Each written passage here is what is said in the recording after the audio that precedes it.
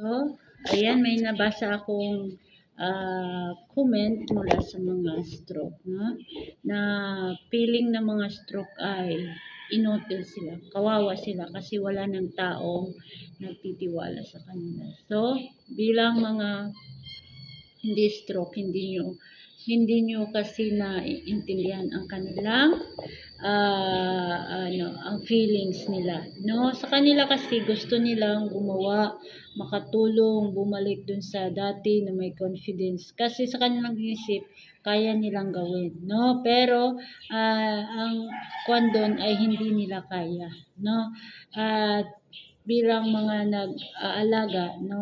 Kailangan nyo po silang bigyan ng time or ibigay nyo sa kanila ang gawain kung gusto nilang gumawa. Huwag nyo silang paupuin lang dyan na walang gawa. So, kailangan nyo silang bigyan ng mga trabaho na gusto nilang gawin para maibalik po yung confidence. Kasi kung hindi nyo sila bibigyan, nag-iisip po yan ng masama na ganito na ba, walang tiwala sila, mag-inutil na sila, walang kwenta.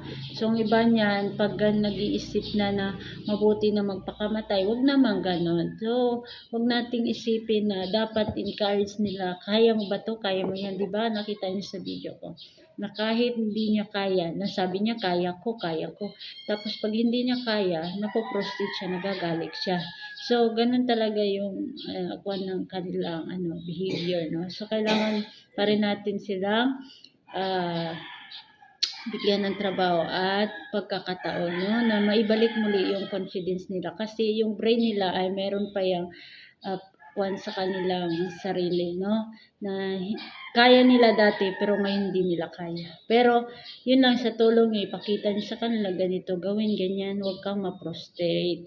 Kailangan inhale, exhale, no? Be patient. No? Matutunan nila yung ulit, no? Kasi parang toddler yan ulit sila, mga bata, no? Tinuturuan mo ulit na gumawa ng ganito. Kasi sa kanilang sarili na alam nila noon. Pero ngayon hindi nila alam. Kaya kahit magtali pa yan, hindi yan marunong, no? Tali ng sapatos, pagtanggal ng sapatos, hindi nila alam. Kasi nga po, gaya sila ng batik, bumalik sila sa bata na nagsimula ulit. Pero kailangan dandahan maibalik yun. Hindi po yun mabibigla na kaagad magawa nila. Kasi nga, nagkakuan pa yung ulit yung brain nila. So, yun lang ang tips.